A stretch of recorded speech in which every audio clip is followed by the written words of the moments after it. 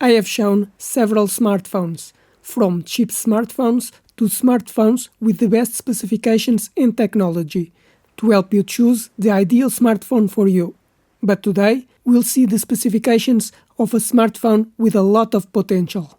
But first, subscribe to the channel because I bring new products every week. But let's see the specifications of this smartphone from Infinix. It has a LCD screen with 6.8 inches at 120 Hz and resolution of 720 by 1600 pixels with a ratio of 20:9. It has a Qualcomm Snapdragon processor with 8 cores and an Adreno graphics processor. It can have a storage capacity up to 128 GB and 8 GB of memory. The main camera is 50 megapixels that records video in 1080p with slow motion of 120 frames per second and with HDR technology. The front camera is 8 megapixels and records video in 1080p. It has the connectivity 5G, Wi-Fi 5, Bluetooth 5.3, GPS and NFC.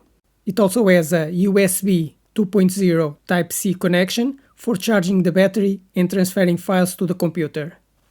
To unlock, there is a fingerprint reader under the screen and has facial recognition. It has a 5100 mAh battery with 20-watt charging, but it doesn't have wireless charging. The screen has tempered glass protection against scratches and drops. It is built with plastic, IP64 certified for water and dust resistance, and weighs 205 grams. You can put 2 nano SIM cards for communication and a microSD to expand the storage. This is a smartphone with normal technology and specifications, so it has an average price, and it's perfect for the normal user. But it's not a smartphone I recommend if you want a very good and versatile smartphone. I don't recommend this smartphone for professionals, but for the normal user, it's a smartphone that will be enough. Smartphones have become the most important device in our lives, due to their versatility, convenience, and communication capabilities. But with so many different smartphone models, it can be difficult to choose which smartphone you should buy, because you have to consider several features: the screen size, amount of memory, processor speed, camera resolution, connectivity, or the sensors it has. But I will explain all these features to you, so you know how to choose a new smartphone. About the screen, you can choose the size of the screen. Either it has a cutout for the front camera, the resolution, the refresh rate, and the type of screen, because it may have more vibrant colors. I recommend an OLED screen with 6.7 inches with 120 Hz.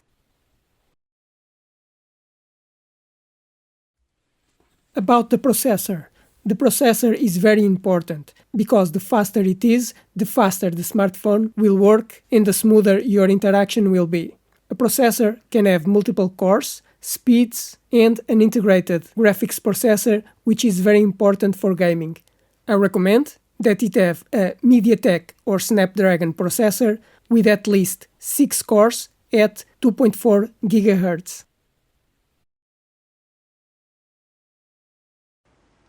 About the structure. A smartphone can be made with different materials: plastic, metal, or glass. It can also have a coating to be more resistant to impacts or scratches. And it can be waterproof and dustproof. I recommend that is made of aluminium for better cooling, with Gorilla Glass protection to protect the screen from scratches, and IP67 certification against dust and water. The RAM memory is the memory that all applications will be running when you use your smartphone. So, if you normally have many apps open, you have to have a lot of memory, and you can choose from 4 GB to 24 GB. I recommend that you choose with at least 8 GB, but if you play games on your smartphone, you may need more. The internal storage is for storing all files, applications and operating system. A smartphone can have between 64 GB and 1 TB of capacity. I recommend choosing a smartphone with at least 128 GB, but if you record videos and take a lot of photos, you should choose with 256 GB. But if you have a lot of files and movies on your smartphone, you may need even more capacity.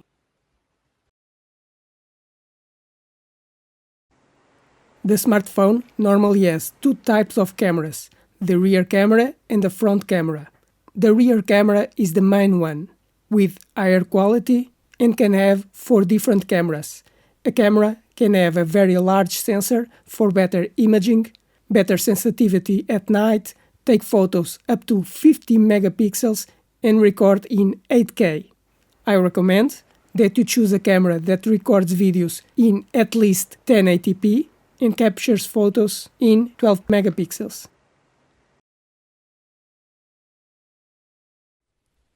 The front camera will normally be for you to make video calls, but it can take a lot or little space on the screen. It can have 32 megapixels and record 4K video, but for video calls, a 720p camera is enough. About the smartphone security, so that only you can unlock the smartphone, you can use a password, a fingerprint reader that detects your finger, or facial recognition that detects your face. I recommend that it has at least a fingerprint reader, but it's up to you if you prefer other protection systems.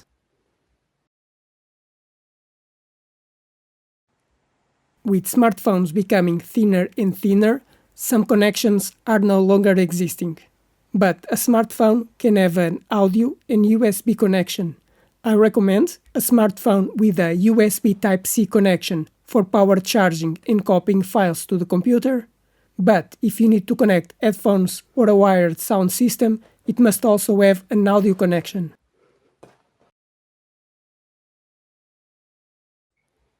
About wireless connectivity, the smartphone is connected to the internet using mobile data or Wi-Fi. Currently, 4G and 5G are the most common, but 6G will be the next generation.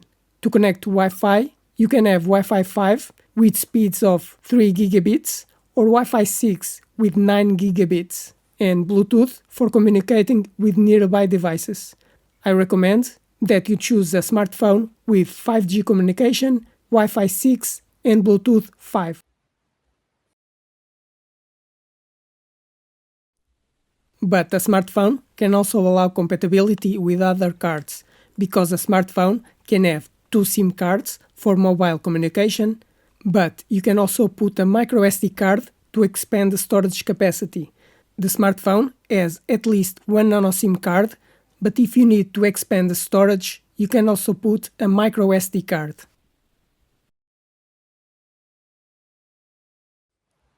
The larger the battery capacity, the longer your smartphone will last before you have to charge the battery again. The battery can last between 1 day and 1 week. This will depend on how you use your smartphone. Either you keep the screen turned on for a long time if you are using the Wi-Fi, or if you record a lot of videos and photos. A battery typically has a capacity of between 4,000 and 6,000 mAh. I recommend with at least 5,000 mAh, but the higher capacity the better.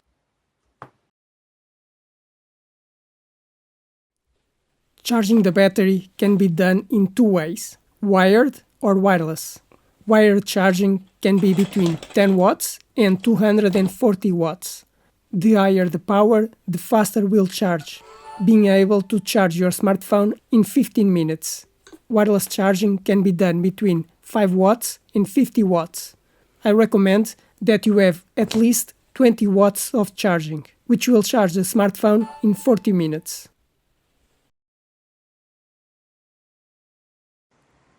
On smartphones with Android systems, you should choose the last version available, because the latest version will allow you to make updates for a longer time, such as security updates, installing new features, compatibility with applications, or updating to a new version. That's why I recommend that you buy a smartphone with the latest version available of the operating system. And these are the main specifications and technology that you should take in consideration to choose the ideal smartphone for you. I hope you enjoyed this video and it helped explain the specifications of a smartphone to choose the best smartphone for you. But now, subscribe to the channel because I bring new products every week, like the video to help the channel grow, and if you have any questions, write in the comments.